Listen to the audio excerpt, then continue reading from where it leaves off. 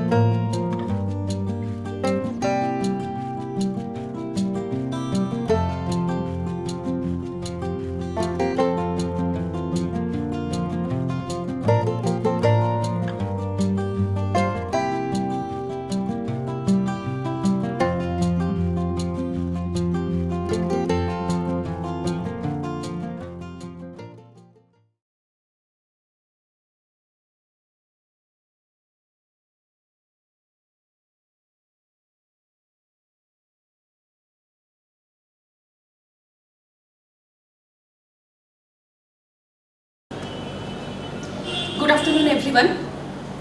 আজকে আমরা পড়ব তোমাদের lesson 2 strong roots by APJ Abdul Kalam. প্রথমেই আমরা আব্দুল কালাম সম্পর্কে একটু জেনে নিই। আব্দুল কালামের পুরো নাম আবুল পাকির জয়নুল আবদিন আব্দুল কালাম, এপিজে, সংক্ষেপে এপিজে আব্দুল কালাম। দেখো তোমাদের বইতেই তার সম্পর্কে কিছু কিছু কথা লেখা আছে, সেটা আগে আমরা জেনে নিই। 1931 to 2015 এই ছিল আব্দুল কালামের জীবনকাল। He was one of the pioneers of aerospace engineering in India. ভারতবর্ষের মহাকাশ বিজ্ঞানের কারিগরি বিভাগে যিনি টর্চ বিয়ারার, যিনি এগিয়ে নিয়ে গেছেন, পথপ্রদর্শক, তাদের মধ্যেই প্রধান এবং অন্যতম হলেন আমাদের APJ Abdul Kalam. For a major part of his life, he worked as a scientist in Indian space programs. মহাকাশ বিজ্ঞানের জগতে তোমরা নিশ্চয়ই জানো যে তার অবদান কিন্তু অবিস্মরণীয়। তিনি অবশ্যই একজন বিজ্ঞানী ছিলেন। Some of his famous works, বিজ্ঞান চর্চার পাশাপাশি লেখালেখিও করেছেন তিনি। তার বিখ্যাত লেখাগুলোর মধ্যে বেশ কয়েকটা নাম দেওয়া আছে, আমরা একটু জেনে নিই। India 2020, Ignited Minds, Wings of Fire. He was the President of India from 2002 to 2007. 2002 থেকে 2007 এই 5 বছর তিনি রাষ্ট্রপতি পদে ছিলেন। আব্দুল কালামের যে আত্মজীবনী, সেটা হচ্ছে উইংস অফ ফায়ার, এই বইটি, যেটি বাংলায় অনুদিত হয়েছে অগ্নিপক্ষ নামে। এই বইতে কি রয়েছে? তার আত্মজীবনী রয়েছে। আত্মজীবনী বা অটোবায়োগ্রাফি বলতে আমরা কি বুঝি? আত্মজীবনী বা অটোবায়োগ্রাফি বলতে আমরা বুঝি কারো নিজেকে নিয়ে যখন তিনি লিখছেন, যার মধ্যে দিয়ে ফুটে উঠছে তার ছোটবেলা, বড় হয়ে ওঠা, একেবারে তার জীবনকালে যতদূর অবধি তিনি লিখতে চান ঠিক ততখানি অবধি। তার যে এই বিখ্যাত বই, এই অটোবায়োগ্রাফি, এই অটোবায়োগ্রাফিতে আমরা কি কি জিনিস পাচ্ছি একই সঙ্গে, তোমাদের সুবিধার জন্য আমি একটা চার্ট দেখাচ্ছি। দেখো, অটোবায়োগ্রাফি মানে আমরা অনেকগুলো জিনিস বুঝতে পারি। কীরকম বুঝতে পারি? অটোবায়োগ্রাফি মানে যেমন একদিকে মেমোরি, তার স্মৃতিকথা, তার পার্সোনালিটি, তার ব্যক্তিত্বের বহিঃপ্রকাশ। একদিকে জানতে পারি অথর সম্পর্কে, যিনি লিখছেন তার সম্পর্কে। ইনফরমেশনস, তথ্য পাই। কি সম্পর্কে তথ্য পাই? অথর সম্পর্কেও যেমন তথ্য পাই, তেমনি পাই তার চারপাশ সম্পর্কে, যে সময়ে তিনি জন্মেছেন। যেমন আমাদের এই এপিজে আব্দুল কালাম জন্মেছেন 1931, অর্থাৎ আমাদের স্বাধীনতার আগে, যখন ভারতবর্ষ ব্রিটিশদের অধীনে ছিল। সেই সময়কার ছবিও কিন্তু ফুটে উঠবে তার এই অটোবায়োগ্রাফির মধ্য দিয়ে। তো এইরকমভাবে বিভিন্ন ডিটেলস শেয়ার করেছেন, তার সময়কার হিস্ট্রি, ইতিহাস উঠে আসবে এর মধ্যে দিয়ে।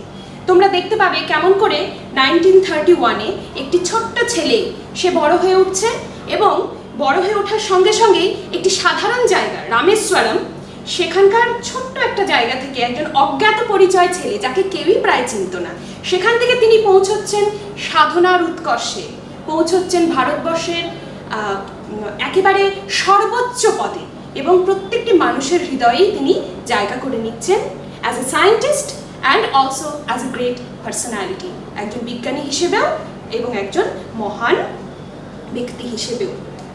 আমাদের যে গল্পটা, যে অংশটা আমাদের আজ পড়তে হবে, সেটা হলো strong roots is an extract from Kalam's autobiography wings of fire. আমি একটু আগেই বললাম যে অগ্নিপক্ষ বা উইংস অফ ফায়ারের একটা ছোট্ট অংশ, তার ফার্স্ট চ্যাপ্টারটাই আমাদের জন্য এখানে সিলেক্ট করা হয়েছে।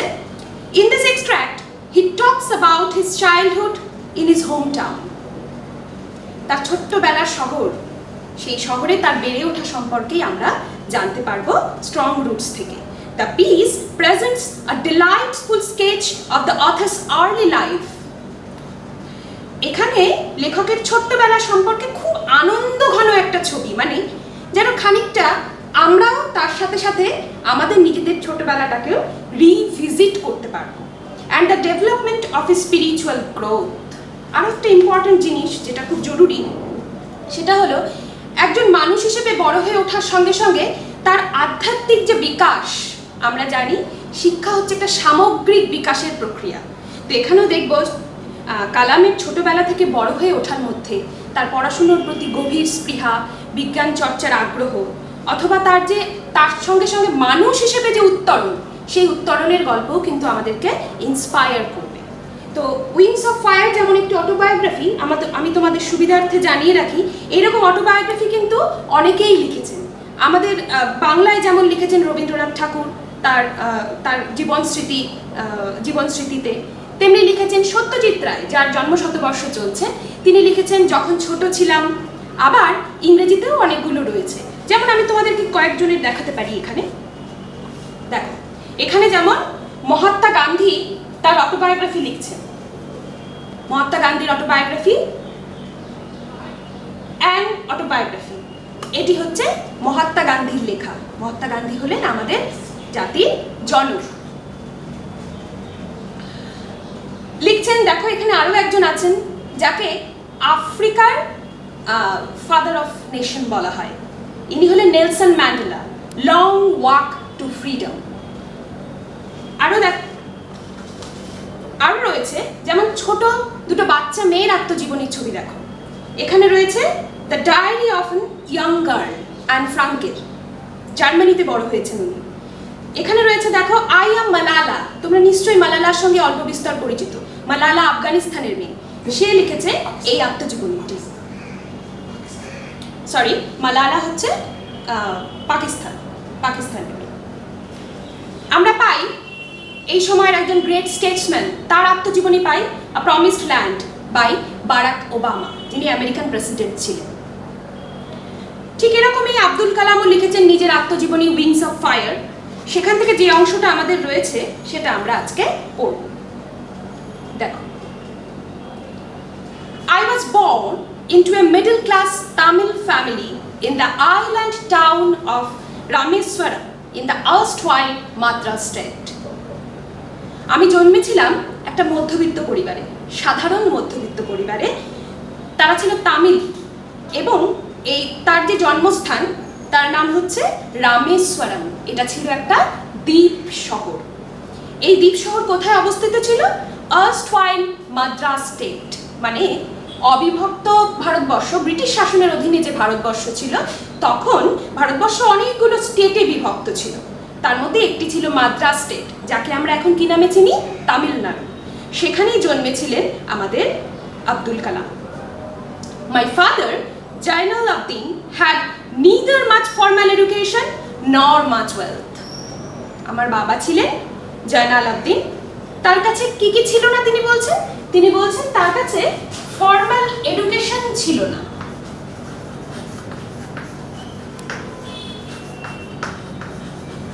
অর্থাৎ ফর্মাল এডুকেশন মানে হচ্ছে প্রথাগত শিক্ষা। এই যে আমরা স্কুলে যাই, কলেজে যাই, সেখান থেকে শিখি, এইরকম প্রথাগত শিক্ষা কিন্তু জয়নাল আবদিন অর্থাৎ কালামের বাবার কাছে অ্যাভেলেবল ছিল না। তিনি এই সুযোগ আমাদের মতন পাননি। আর ছিল না তার কাছে ওয়েলথ অর্থাৎ সম্পদ। ধনসম্পত্তির দিক থেকেও কিন্তু আব্দুল কালামের বাবা মোটেই ধনবান ছিলেন না। তাহলে তার কাছে কি ছিল?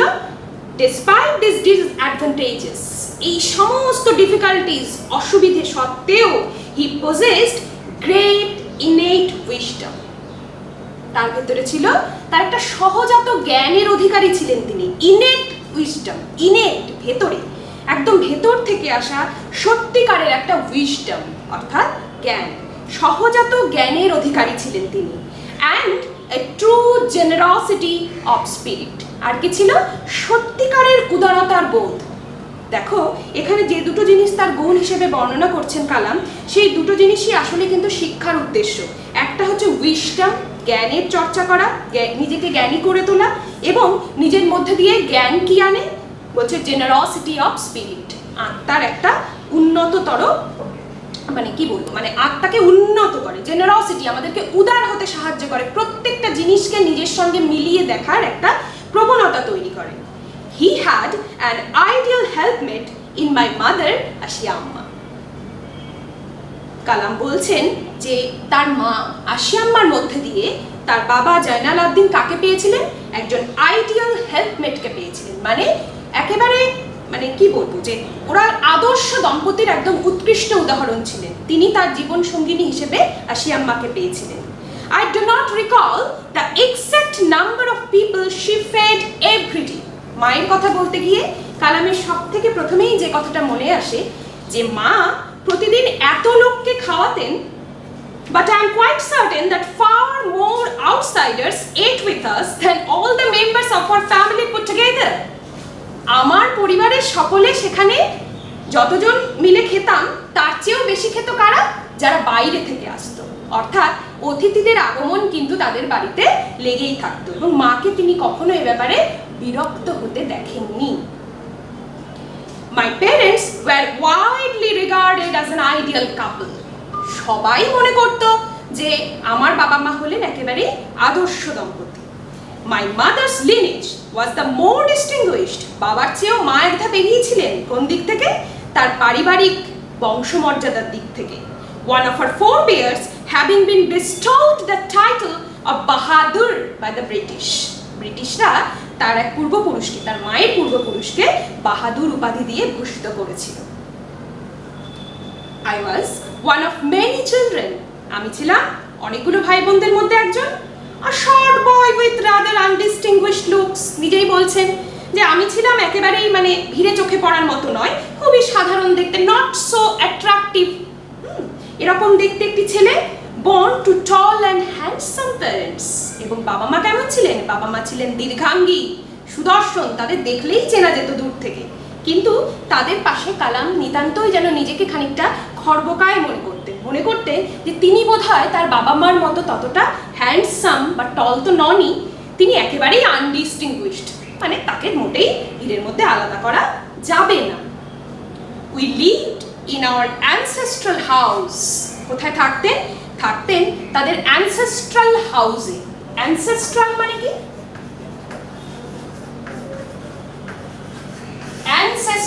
অ্যানসেস্ট্রাল শব্দটা এসেছে অ্যানসেস্টার থেকে। অ্যানসেস্টার কারা? যারা আমাদের পূর্ববর্তী, আমাদের যারা ফোরফাদার্স। ফোরফাদার্স মানে হলো যারা আমাদের পূর্বপুরুষ, অর্থাৎ আমাদের বাবার বাবা যিনি ঠাকুরদা, ঠাকুরমা, তারপরে আমাদের দাদু দিদা, এরা প্রত্যেকেই আমাদের কিন্তু ফোরফাদার্স, এবং তাদেরই তৈরি করা যে বাড়ি, সেই বাড়িতেই কালামের ছোটবেলাটা কেটেছে। which was built in the middle of the 19th century. অর্থাৎ 19বিংশ শতাব্দীর মাঝামাঝি সময়েই বানানো হয়েছিল এই বাড়িটি।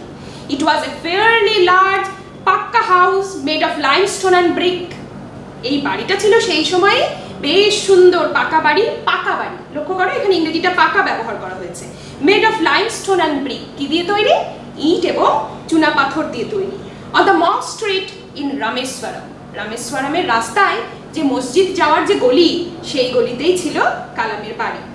My austere father used to avoid all inessential comforts and luxuries. আমার বাবা কেমন মানুষ ছিলেন তাহলে? তিনি ছিলেন অস্টিয়ার। শব্দটা খেয়াল করবে, অস্টিয়ার। অস্টিয়ারের নাউন ফর্ম হচ্ছে অস্টিয়ারিটি। এবার এই অস্টিয়ার শব্দটার মানেই হলো যে যে যিনি কঠোর নিয়মের অনুশাসনে থাকতে পছন্দ করেন, অর্থাৎ একজন ডিসিপ্লিনড মানুষ। নিয়ম শৃঙ্খলা যার জীবনে সবচেয়ে বেশি গুরুত্বপূর্ণ। তো এরকম মানুষকে কি করতে পারেন? তিনি ইউজ টু অ্যাভয়েড, তিনি এড়িয়েই যেতে পারেন কোন জিনিসগুলোকে? All in essential comforts and luxuries. বিলাস ব্যাসনের মোটেই তার কাছে কোনো স্থান ছিল না। তিনি যেগুলো অপ্রয়োজনীয়, ইনএসেনশিয়াল কমফর্টস, লাক্সারিজ, যা কিছু আজকে আমরা বুঝি একটি স্মার্টফোন থাকা খুব জরুরি, একটি ল্যাপটপ থাকা খুব জরুরি, কিন্তু এগুলো না থাকলেও যে কেউ একজন উন্নততর জ্ঞানের অধিকারী হতে পারে, তার বোধহয় একজন ভালো উদাহরণ হলেন আমাদের কালামের বাবা। However, all necessities were provided for. অভাব ছিল না, কিন্তু যা কিছু প্রয়োজন তা সবসময়ই মজুদ থাকতো। কোন কোন জিনিসগুলো তাহলে আমাদের সব থেকে বেশি প্রয়োজন হয়? In terms of food, medicine and clothing. খাবার, ওষুধপত্র এবং জামাকাপড়, এসবের মোটেই কোনোদিন কোনো অভাব ছিল না। In fact, I would say mine was a very secure childhood, materially and emotionally. বলতেই পারি, আমি এই কথা বলতেই পারি যে আমার ছোটবেলাটা ছিল অত্যন্ত সিকিউরড, নিশ্চিত। কোন কোন দিক থেকে? মেটেরিয়ালি অ্যান্ড ইমোশনালি, দুদিক থেকেই। একদিকে যেমন আর্থিক নিরাপত্তাও ছিল, তেমনি অপরদিকে ইমোশনালি সেফ বা নিরাপদ ছিল। ইমোশনালি অর্থাৎ মানসিকভাবে, মানে তাকে কিন্তু তার উন্নতির পথে কিন্তু অর্থাভাব বা তার বাবা মার কাছ থেকে সাপোর্ট যাই বলো, সেগুলোর কিন্তু কোনোদিনই অভাব হয়নি। I normally ate with my mother. মায়ের কথা বলতে গিয়ে বলছেন যে আমি বেশিরভাগ সময় কি করতাম? মায়ের সঙ্গে বসেই খেয়ে নিতাম। Sitting on the floor of the kitchen. কোথায় খেতাম? রান্নাঘরে মেঝের উপরে। She would place a banana leaf before me. তিনি কি করতেন? তিনি একটা কলা পাতায় খাওয়ার চল ছিল সেই সময়। কলা পাতা তার সামনে পেতে দিতেন, on which she then ladled rice and aromatic sambar. তিনি হাতা দিয়ে ভাত এবং তার সঙ্গে সুগন্ধি সাম্বার। আমরা এখন অনেকেই ধোসা খাই, ধোসার সাথে সাম্বার খাই, সে বিশেষ রকমের ডাল সবজি দিয়ে বানানো। A variety of sharp homemade pickle. তার সঙ্গে কি থাকতো? বেশ তীক্ষ্ণ, ঝাঁঝালো, বেশ মশলাদার একটা হোমমেড পিকল, বাড়িতে বানানো আচার। And a dollop of fresh coconut chutney. আর একটু কি থাকতো? একদম টাটকা কোকোনাট অর্থাৎ নারকেলে বানানো চাটনি। মায়ের কথা বলতে গিয়ে কালাম উইংস অফ ফায়ারে একটি সুন্দর গান লিখেছেন, আমার মনে পড়ছে এই মুহূর্তে, এক্সাক্ট ওয়ার্ড বাই ওয়ার্ড না মনে পড়লেও, যে উনি ওখানে বলছেন যে বড় ভাই বোনরা, যেহেতু উনি ছোট ভাই ছিলেন, বড় ভাই বোনরা যখন খুব হিংসে করতো কালামকে। কেন? কালাম যখন 10 বছর বয়স, মানে বেশ বড় হয়ে উঠেছেন, তখনও কিন্তু উনি মায়ের কোলে মাথা দিয়ে ঘুমিয়ে যেতেন, এবং তাই দেখে দাদা দিদিরা বেশ হিংসে করতো।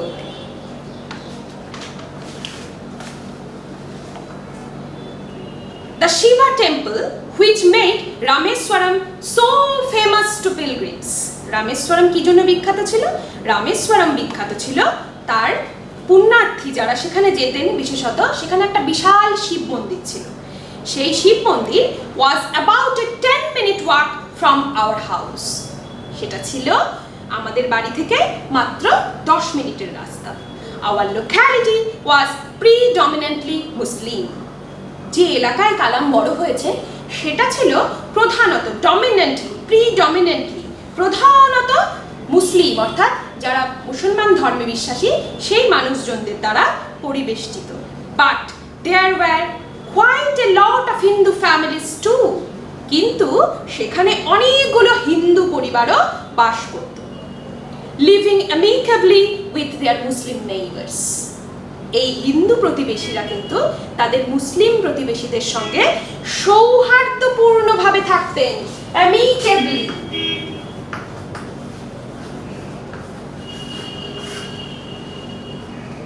সৌহার্দ্যপূর্ণ, অ্যামিকেবলি, ফ্রেন্ডলি, মানে একে অপরের সঙ্গে বন্ধুত্বপূর্ণভাবে সহাবস্থান করা, একে অপরের প্রতি ভালোবাসা বজায় রাখা, মোটেই একে অপরকে নিজের শত্রু বলে মনে না করা। মাথায় রাখতে হবে, এইটাই হচ্ছে আমাদের ভারতবর্ষ, সেকুলার ধর্মনিরপেক্ষ ভারতবর্ষের কিন্তু প্রাণকেন্দ্রে যে কথাটি রয়েছে, যদি আমরা আমাদের সংবিধান পড়ি তাহলে কিন্তু এই শব্দটার সঙ্গে আমাদের পরিচিত হতে হবে।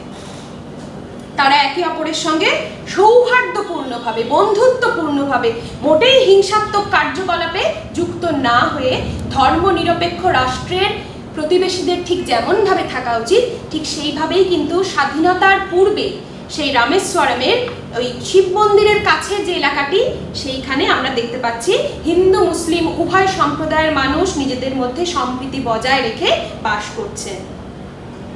There was a very old mosque in our locality. শুধু মন্দির নয়, বাড়ির কাছে ছিল একটি বেশ পুরনো মসজিদ, where my father would take me for evening prayers. সেখানে মাঝে মাঝে বাবা মাঝে মাঝে আমায় নিয়ে যেতেন ইভিনিং প্রেয়ার্সের জন্য। ইভিনিং প্রেয়ার্স, মসজিদে ইভিনিং প্রেয়ার্স মানে কি হতে পারে? ইভিনিং প্রেয়ার্স অর্থাৎ সান্ধ্য নামাজ, সন্ধেবেলা যে নামাজ পড়া হয় সেইটাই এখানে ইভিনিং প্রেয়ার্স বলে বলা হচ্ছে। I had not the faintest idea of the meaning of the Arabic prayers chanted. তাহলে ওখানে কি হতো? ওখানে অ্যারাবিক ভাষায়, আরবি ভাষায় যে প্রার্থনা করা হতো সেই প্রার্থনার কিন্তু আমাদের ছোট্ট কালামের মাথায় মোটেই ঢুকতো না, কারণ উনি অ্যারাবিক ভাষার সঙ্গে, বর্ণমালার সঙ্গে মোটেই পরিচিত ছিলেন না। তাই এই প্রার্থনার মানে তিনি বুঝতেন না ঠিকই, but I was totally convinced, কিন্তু এই ব্যাপারে আমি একেবারে অ্যাসিওরড, কনভিন্সড, নিশ্চিত ছিলাম দ্যাট দে রিচড গড। এই প্রার্থনা অবশ্যই কার কানে পৌঁছায়? আমাদের ঈশ্বরের কানে পৌঁছে যায়। When my father came out of the mosque after the prayers, তারপর বাবা যখন মসজিদ থেকে বেরিয়ে আসতেন নামাজ শেষে, people of different religions would be sitting outside. দেখা যেত বাবার জন্য সেখানে মসজিদের বাইরে প্রচুর লোক অপেক্ষমান, তারা অপেক্ষা করছেন। সেখানে শুধু মুসলিম সম্প্রদায় নয়, কালাম বলছেন ডিফারেন্ট রিলিজিয়ন্স, বিভিন্ন ধর্মবিশ্বাসী মানুষজন সেখানে অপেক্ষা করছেন তার বাবার জন্য। Many of them offered bowls of water to my father. তাদের মধ্যে অনেকেই আমার বাবার কাছে একটা ছোট্ট বাটিতে করে জল আনতেন। বাবা কি করতেন সেই জলে? Who would dip his fingertips, একদম আমাদের আঙ্গুলের অগ্রভাগ, সেটাকে ডুবিয়ে দিতেন and say a prayer, তারপর ঈশ্বরের কাছে প্রার্থনা করতেন। This water was then carried home for invalids. এই জল কাদের জন্য নিয়ে যাওয়া হতো বাড়িতে? এই জল নিয়ে যাওয়া হতো যারা ইনভ্যালিডস, অর্থাৎ যারা পৌঁছতে পারেনি, যারা অক্ষম, অশক্ত, যারা অসুস্থ, তাদের জন্য এই জল বাড়িতে নিয়ে যাওয়া হতো। I also remember people visiting our home to offer thanks after being cured. আমার মনে পড়ে যে প্রচুর লোক যখন সুস্থ হয়ে উঠতো তারা বাবার সঙ্গে দেখা করতে আসতো আমাদের বাড়িতে, বাবাকে ধন্যবাদ জানাতে আসতো যে বাবার জন্যই তারা সুস্থ হতে পেরেছে। Father always smiled. বাবা কিন্তু মোটেই সেই প্রশংসায় গলে যেতেন না, তিনি অল্প একটু হাসতেন, হালকা হাসি দিয়ে বুঝিয়ে দিতেন এবং বলেও দিতেন, ask them to thank Allah the merciful. কি বলতেন? যে আমাকে নয়, কাকে ধন্যবাদ জানাবে?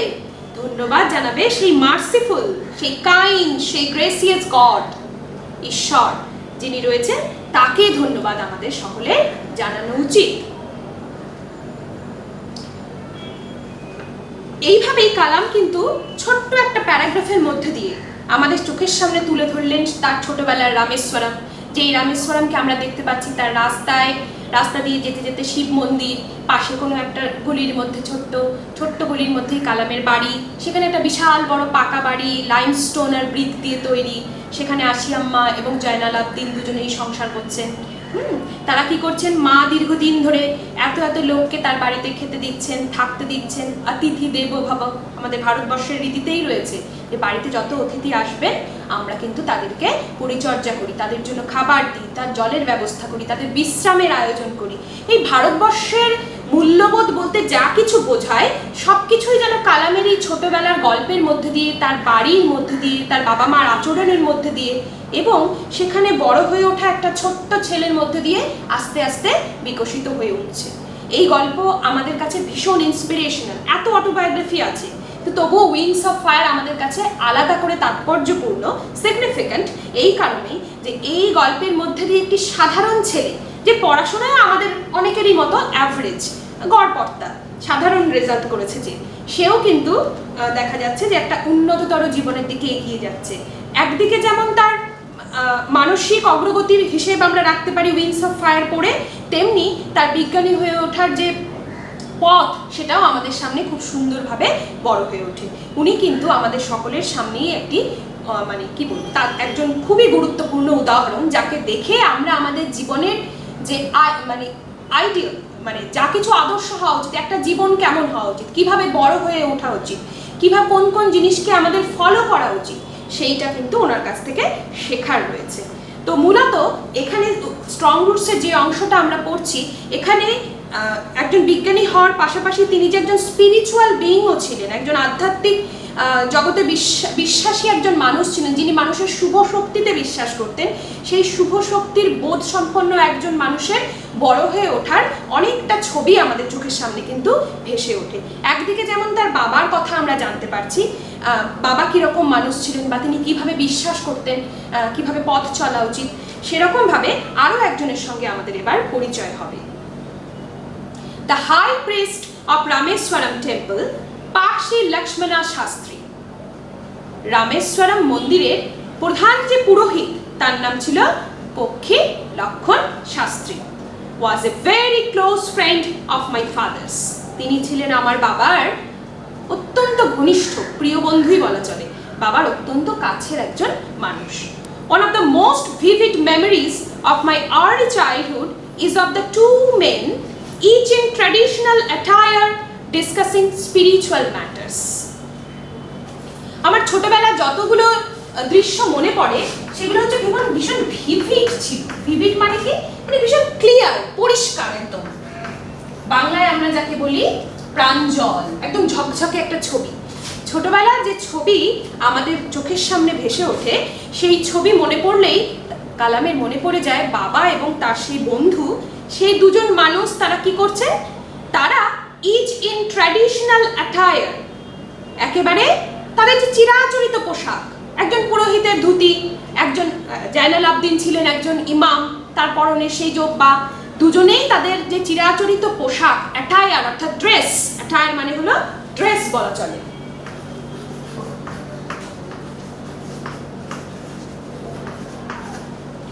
সেই পরিচিত পোশাকে তারা একে অপরের সঙ্গে বসে কি নিয়ে কথা বলছে, তারা কথা বলছে স্পিরিচুয়াল ম্যাটার্স নিয়ে।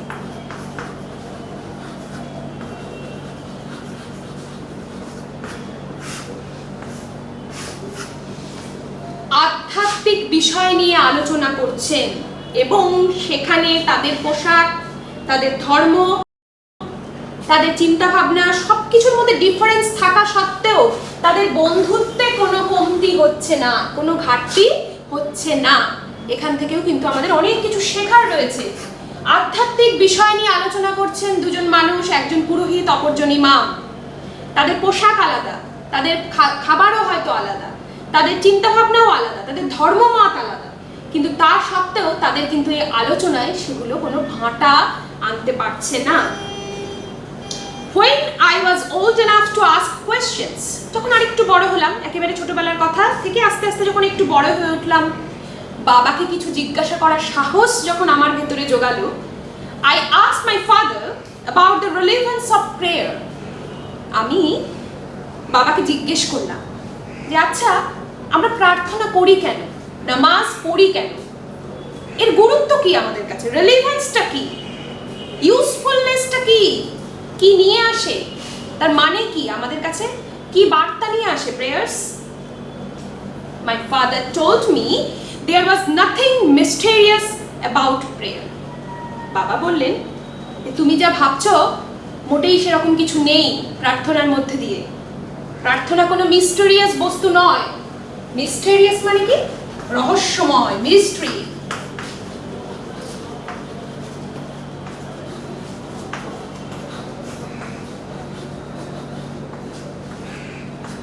মিস্টেরিয়াস মানে হলো রহস্যময়, একটা রহস্যময় গোলকধাঁধা নয়। প্রেয়ার্স কোনো রহস্যময় গোলকধাঁধা নয়। যার মধ্যে দিয়ে কোনো অত্যাশ্চর্য কিছুই ঘটে না আমাদের জীবনে। Rather prayer made possible A communion of the spirit between people.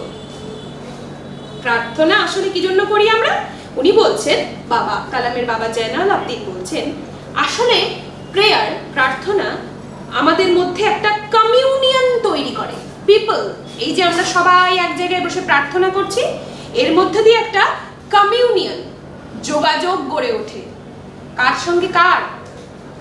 Spirit between people, মানুষের মধ্যে যে অন্তরাত্মা রয়েছে, আমার ভেতরের যে আমি, রবীন্দ্রনাথ যাকে বড় আমি বলছেন, সেই বড় আমির সঙ্গে আমার বড় আমির সঙ্গে তোমার বড় আমির দেখা হয়ে যায় যখন আমরা প্রেয়ার করি, প্রার্থনা করি। When you pray, he said, within quote, কালাম মনে করে বলছেন বাবা কি বলেছিলেন।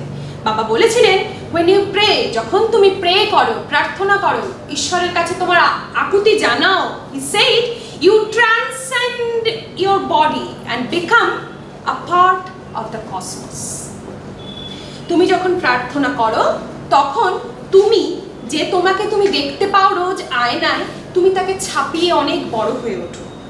তুমি তোমার শরীর অতিক্রম করে যাও, ট্রান্সেন্ড করে যাও, transcend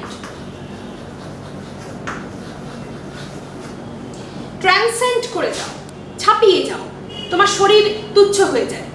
become a part of the cosmos. তুমি কি হয়ে ওঠো? তুমি হয়ে ওঠো এই যে বিশাল মহাবিশ্ব, যাকে আমরা কসমস বলি, এই যে মহাবিশ্ব, তাতে বসবাসকারী সমস্ত মানুষ, প্রাণী, মানে বিশ্ব চরাচর, এই পুরো বিশ্ব চরাচরের তুমি একটা অংশ হয়ে ওঠো। তুমি আর কিন্তু তুমি নও, তুমি এখন কে? তুমি হচ্ছ এই যে বিশ্ব চরাচর, তারই একটা ক্ষুদ্র অংশ বিশেষ। which knows no division of wealth, age, caste or creed. এবং এখানে যখন তুমি মহাবিশ্বের অংশ হয়ে ওঠো, পার্ট হয়ে ওঠো, তখন কিন্তু সেখানে পৌঁছে তুমি আবিষ্কার করো যে এখানে কোনো ধনী দরিদ্র নেই, এখানে কোনো ছোট বড় নেই, এখানে কোনো জাতিভেদ নেই, এখানে কোনো ধর্মবিশ্বাসে পার্থক্য নেই। তুমি বুঝতে পারো যে তুমি হচ্ছে এই মহাবিশ্বের অংশ, এবং তোমার চারপাশে যারা রয়েছে তারাও এই বিশ্বেরই অংশ, তারা প্রত্যেকেই তোমার প্রতিবেশী, এবং তাদের মধ্যে তারা যাই ধর্মমত পালন করুক না কেন, যাই খাবার খাক না কেন, বা যে ধরনের ধনসম্পত্তি তাদের কাছে থাকুক না কেন, এখানে পৌঁছে, ঈশ্বরের কাছে পৌঁছে কিন্তু তারা প্রত্যেকেই এখানে পৌঁছে তারা কিন্তু প্রত্যেকেই এক, ইউনিফাইড। এখান থেকে কিন্তু ভারতবর্ষের আমাদের যে ভারতবর্ষীয় চেতনা, যে মূল্যবোধ, তার যে মূল জায়গা, সেটা হলো যে আমাদের যাবতীয় পার্থক্য সত্ত্বেও বিভিন্ন প্রদেশের মানুষজন বিভিন্ন রকম, তাদের ধর্মমত বিভিন্ন, তাদের পোশাক আশাক বিভিন্ন, রুচি বিভিন্ন, তা সত্ত্বেও তারা সবাই একত্র হয়ে আছেন কি করে? এই যে আমরা ছোটবেলা থেকে শুনেছি ইউনিটি ইন ডাইভার্সিটি, বৈচিত্র্যের মধ্যে ঐক্য, তার মূল কারণই হচ্ছে আমরা বিশ্বাস করি যে আমরা আমাদের সব কিছুর মধ্যে দিয়ে যেখানে উন্নত হই, যেখানে গিয়ে পৌঁছই, সেইটা হচ্ছে এমন একটা স্থান যেখানে এই ভেদাভেদগুলো সম্পূর্ণ ঘুচে গিয়ে আমরা সকলেই যে আসলে এক, এটা আমরা অনুধাবন করতে পারি। My father could convey complex spiritual concepts in very simple, down-to-earth Tamil. আমার বাবা অত্যন্ত জটিল কথা, হয়তো ধর্মের কথা, হয়তো স্পিরিচুয়াল কনসেপ্ট, আধ্যাত্মিক যে আইডিয়াসগুলো রয়েছে, ধারণাগুলো রয়েছে আমাদের মধ্যে, ভাষা ধারণা, এই কমপ্লেক্স আইডিয়াসগুলো অত্যন্ত সিম্পল, ডাউন টু আর্থ তামিলে বোঝাতে পারতেন। মানে সাধারণ মানুষ যে ভাষায় কথা বলেন সেই ভাষাতেই তিনি সুন্দর করে বুঝিয়ে দিতে পারতেন। হি ওয়ান্স টোল্ড মি, তিনি একবার বলেছিলেন, within quote, in his own time, in his own place, in what he really is, and in the stage he has reached, good or bad, every human being is a specific element within the whole of the manifest divine being. বাবা বলেছিলেন যে কোনো ব্যক্তি সে যে সময়েই আছে, যে সময় দাঁড়িয়ে আছে, যে নিজের স্থানে রয়েছে, যা কিছু সে হয়ে উঠেছে, and the and in the state he has reached, যেখানেই সে পৌঁছেছে, সে যে স্থানই হোক না কেন, সেটা গুড অর ব্যাড, সেটা ভালো হোক অথবা মন্দ, every human being, তারা প্রত্যেকেই is a specific element within the whole of the manifest divine being. এই যে ম্যানিফেস্ট কথাটার মানে হলো বহিঃপ্রকাশ। আমরা যা কিছু তা আমাদের আচরণের মধ্যে দিয়ে, আমাদের ব্যবহারের মধ্যে দিয়ে ম্যানিফেস্ট হয়, বহিঃপ্রকাশ ঘটে। এই যে ডিভাইন বিং, আমাদের চারপাশে যে ঐশ্বরিক সত্তা রয়েছে, যা কিছু রয়েছে বিশ্ব চলাচলে, তার মধ্যে দিয়ে ঈশ্বরের যে বহিঃপ্রকাশ রয়েছে, সেই বহিঃপ্রকাশেরই একটা স্পেসিফিক এলিমেন্ট বলা চলে।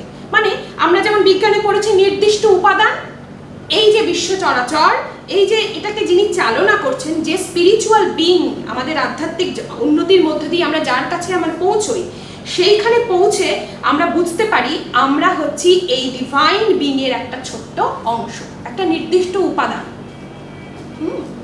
একটা পার্টিকুলার কনস্টিটিউয়েন্ট বলা যায়।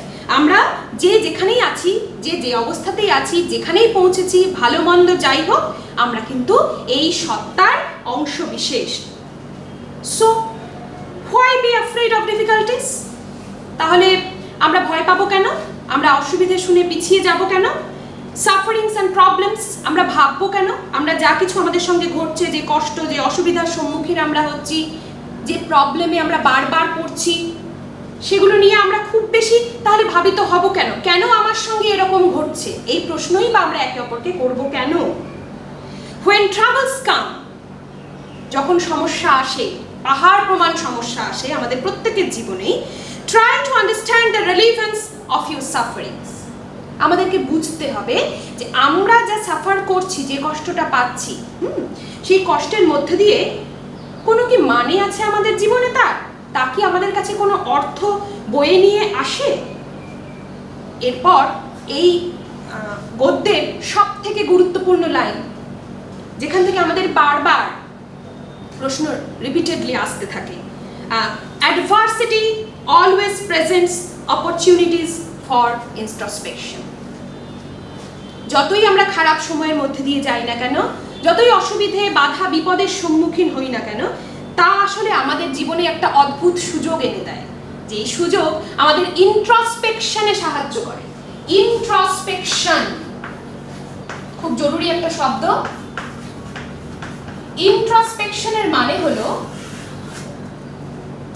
আত্মানুসন্ধান, মানে নিজের ভেতরে যা কিছু আছে তাকেই জিজ্ঞাসা করা, তাকেই বারবার ফিরে দেখা, যে তার মধ্যে কোথাও কোনো ভুল হয়ে যায়নি তো, কোনো কিছু আমার ভাবনায় ভুল ছিল না তো, আজ আমি যা কিছু সাফার করছি তার পেছনে আমার কোনো নিজেরই ক্রিয়াকর্ম দায়ী নয় তো, এইটাকে বারবার ভেবে দেখা। বা আমার মধ্যে দিয়ে কোনো একটা বেটার গুড, কোনো আরেকটু ভালো কিছু ফর দ্য কমিউনিটি, কোনো সমাজের কোনো কিছু, আমার ভুল থেকে শিক্ষা নিয়ে কি সমাজ আমার কাছে কিছু শিখতে পারে, এই ভাবনা চিন্তাগুলোর সামনে দাঁড় করিয়ে দেয় এই গল্পের এই লাইনটি। Adversity always presents opportunities for introspection.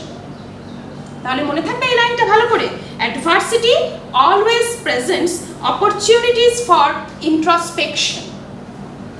তাহলে সবসময়ই কিন্তু বাধা আমাদের দাঁড় করিয়ে দেয় এমন একটা বিষয়ের সামনে, যেখানে আমরা সেই সুযোগটা পাই, নিজেকে চেনার সুযোগ পাই, নিজেকে জানার সুযোগ পাই, এবং তা দিয়ে আরো বৃহত্তর জনকল্যাণ স্বার্থে কি আমরা করে উঠতে পারি সেখান থেকেও একটা স্পষ্ট ধারণা পাই। তাহলে আমরা আজকে স্ট্রং রুটস এই অংশটুকু মোটামুটি বুঝতে পারলাম, তাই তো? তাহলে মনে থাকবে তো, স্ট্রং রুটস হচ্ছে উইংস অফ ফায়ারের একটা অংশ, যেটা আমাদের কালামের আত্মজীবনী, এবং এই আত্মজীবনী আমরা পড়বো আমাদের জীবনে এগিয়ে যাওয়ার পথে, যাতে আমরা আরেকটু অনুপ্রাণিত হতে পারি। এই অংশটি আমাদের তার জন্যই পড়তে দেওয়া হয়েছে। ঠিক আছে, তাহলে আজকে আমাদের ক্লাসটা আমরা এখানেই শেষ করছি।